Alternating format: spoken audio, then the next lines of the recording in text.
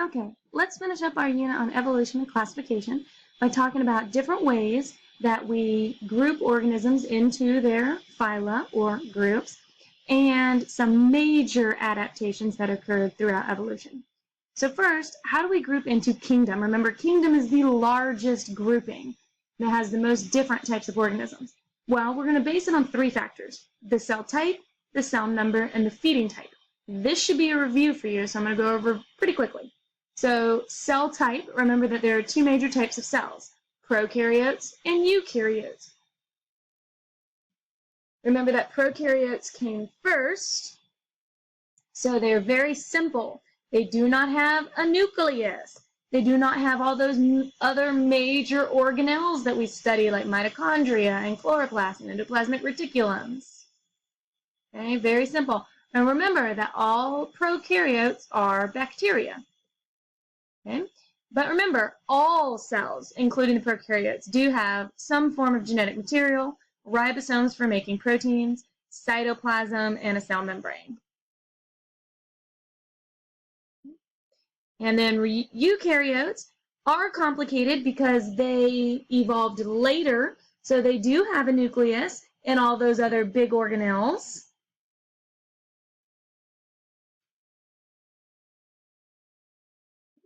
The other way that we're going to group is based on cell number. So how many cells make up the whole organism? You can have a unicellular organism, which means that their entire being is one single cell, uni for one. Or you can have multicellular, multi meaning many, meaning that their entire being is made up of lots of different cells. Here's an example of yeast, a unicellular, an elephant, and trees, and grass, multicellular. All right, the third way we're going to pick our kingdom is by feeding type. How does the organism get its food? Okay, you can be an autotroph, which is also known as a producer. Remember, autotrophs make their own food, auto meaning self, troph meaning to eat. So they make their own food to eat by themselves. They're also called producers because they produce all the energy, okay? So these are your plants, and they do photosynthesis. That's how they make their own food. Then you have heterotrophs. Hetero meaning they different, troph to eat, so they have to eat different things because they cannot make their own food. These are also known as consumers because they must consume others. So they must eat other organisms to survive, either plants or other animals, and these are all of your animals. Okay? So let's briefly talk about what goes into each kingdom. Archaebacteria and eubacteria, these are two separate kingdoms. Both kingdoms, however, are completely single-celled organisms, so unicellular, and they are all prokaryotes. Notice in their name, archaebacteria, eubacteria, because all prokaryotes are bacteria, all bacteria are prokaryotes. Okay? Something else special about these guys is that they do have a cell wall. And these were the first organisms to exist, okay? So archaebacteria, eubacteria, two different kingdoms, all unicellular, all prokaryotes, all have a cell wall. Okay, our next kingdom that came into existence were the protists. These guys are still unicellular organisms, but now we're a little bit different from our previous two kingdoms because now we are eukaryotes. All of the kingdoms from now on will be eukaryotes, more advanced. Now, some protists have a cell wall, some do not. There are three groups of protists: the plant-like protists, who have cell walls and can do photosynthesis, the animal-like protists, who do not have cell walls, and the fungus-like protists, who do have cell walls. Okay? It is believed that these three groupings gave rise to our other groups. So the plant-like protists gave rise to the plants. The animal-like protists gave life to animals, and the fungus-like protists gave rise to the fungi. Okay? So here are some specific adaptations for single-celled organisms. We've talked about several of these before. A contractile vacuole. Remember, a vacuole fills with water, but if it is contractile, meaning that the organism can constrict it really quickly, it can squirt that water out and jet forward. So a contractile vacuole is a way of locomotion, okay? So they're able to fill up, squirt it out and jet forward on its stream. Cilia are the small hair-like projections that beat in a wave-like fashion. This was a word-wall word way back when. Flagella is a long whip-like tail used for motion. That was a word-wall word. Pseudopod is a pseudo-false pod foot. This is a false foot. This is where it reaches out its cytoplasm, grips, and then pulls itself up to it. So those are pseudopods, false feet. And then an eye spot. An eye spot is like this little red spot right here. This can detect the difference between light and dark. So this was an adaptation because now if a predator is looming over you, you can quickly move out of the way. So being able to tell the difference between light and dark made it so that these guys were able to run from predators better. Okay, so make sure you understand these adaptations. All right, plants. Now, plants are mostly multicelled, and they are all eukaryotes. They all have a cell wall, and they are all autotrophs. Protists were a mix of autotrophs and heterotrophs. Plants are all autotrophs. They make their own food, mostly multicellular, and all have a cell wall. So let's talk about plant evolution. The very first plants to come into existence were the mosses. Mosses are very small, low to the ground, soft, because they do not have a vascular system. This means they must stay very, very close to the water. Remember, everything came from the ocean. Even the first plants to come out onto land had to be very close to water. And they reproduce by something called a spore, which isn't a great way to reproduce. You can't spread very far. You pretty much drop it right next to you, and so your baby grows right next to you. Give it some time, the ferns evolved next. Okay, so make sure you keep these in order. Mosses first, then ferns. Ferns have a very simple vascular system. Vascular meaning xylem and phloem. Special tubes to carry, we talked about this before, xylem carries water, phloem carries food. Sound, food and phloem, okay? These guys are a little bit larger because of that vascular system. They can now get water to travel from the ground up into something that's a little bit bigger. And they reproduce with seeds now. Seeds are a little bit better because they can be caught on an animal and carried away to a new place. These guys are still going to be pretty close to water, but not as closely as the ferns. They're beginning to pull away from their water system. After that, we get the gymnosperms. Gymnosperms have a great vascular system, so they can grow very large. Now they're not tied to water because they can pull water up out of the ground. So now they can go anywhere. Their reproduction system is by cones. The way I remember that gymnosperms make cones is that in gym class, you have to run around cones. So gym and cones. The cones protect their seeds, so they get to spread further. Also, cones tend to have sharp things on them to get tangled up in animal fur so they get traveled distances.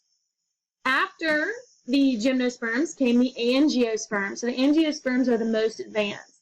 They have a great vascular system, so they're large and can go anywhere. The difference is that they produce fruit and flowers.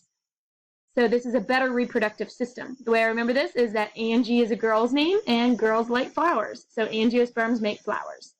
This is great because now you have flowers and fruit that attract animals to help you spread your seed. So bees, butterflies, flies, they come in and help pollinate, so you get greater genetic variation. And then when, say, a bird eats the seeds, the seed passes through the bird's system unharmed. And when the bird poops it out, it's covered in fertilizer and a brand new area to grow. So now they can spread really far out. Okay, make sure you remember the order of those: mosses, ferns, gymnosperms, angiosperms. And make sure you know how each one is better than the last, more advanced than the last. Our next group, our next kingdom is the fungi. These could be single or multi-celled. Yeast is an example of a single-celled. Mushrooms are examples of multi-celled. But they are all eukaryotes, and they all have a cell wall. But here is how they're different from plants. Fungi are heterotrophs. They cannot do photosynthesis. They cannot make their own food. They must feed off of other things. So that's why mushrooms tend to grow in rotting leaves or dead things, because they're actually feeding off the energy within those dead things. Then we have the animal kingdom. All animals are multicellular. All animals are eukaryotes. We do not have a cell wall, okay? We're squishy. And we are all heterotrophs. All animals are heterotrophs. Okay? So how can we further subdivide the animal kingdom? This is also looking at how they evolved over time. So these are animal adaptations. Okay? Everyone started out asymmetrical. This is a body plan, asymmetrical. It means A, without. So this is without symmetry. So these are like your sponges. There's no way to cut it in half and it be a mirror image of itself. Then more advanced radial. Radial is usually circular, like jellyfish, corals, sea lilies. These things can be any way you slice them, they're mirror images. So check out this jellyfish here. It's like a pie. I can cut here, the two halves are identical. Cut here, two halves are identical. Cut here, two halves are identical. Okay, radial symmetry. And then the most advanced, and as most things we think of, are bilateral. So fish, frogs, people, dogs, birds, all bilateral. That means there's only one way you can cut them, right down the middle, and produce mirror images. Okay, so asymmetrical, you cut it, doesn't matter, no way to divide in half. Radial, lots of ways to divide in half. Bilateral, one way to divide in half. Okay? We also classify animals based on their skeletal system. First to come into existence were invertebrates, meaning no vertebrae. So no internal skeletal system. These are mostly squishy animals. And then vertebrates, we have skeletons. Last thing we need to talk about is reproduction. We started with wet eggs. They have to be in water. These are fish and amphibians. They have to have their eggs in water. The eggs die. They also have external fertilization usually, meaning the female lays the eggs and then the male comes by and lays the sperm afterwards. So here. Okay, more advanced, we get soft eggs. These are sort of leathery feeling. These guys need very high humidity, but not in water. So that gives you freedom to lay your eggs on land now. These are your reptiles. And now we start having internal fertilization. Some produce sperm packages where the male leaves a sperm packet on the ground and the female comes and picks it up. Okay, so these are the soft eggs. Still need high humidity near water, but don't have to be in water anymore. Then we have hard eggs. These are calcium shells. These are birds. Now they can be laid anywhere. They don't have to be anywhere near water, and it does require internal fertilization. Then we have the placenta. You carry babies within you. These are what mammals do. They have internal fertilization. This is great because babies are always with mama, so they're always protected. They're not in a nest where mama has to leave them to feed and they can be scavenged. Okay, so remember the order of these, okay? Soft jelly eggs, leather eggs, hard eggs, placenta. These are more and more advanced. Okay? And right along with the reproductive strategies are respiration. We all started out in the water. We all started out gills. Oh, these are your fish. They had to stay in water. No, you can't get out. Then you've got your amphibians, which they have moist skin, and they breathe through their skin. Some of their oxygen exchanges through the skin, but they also have lungs. So now you have to be close to water, but you can still come out on land. So there's your amphibians. Then we developed lungs with scales. Scales hold water in the body. You don't breathe through them. So now you can go anywhere on land.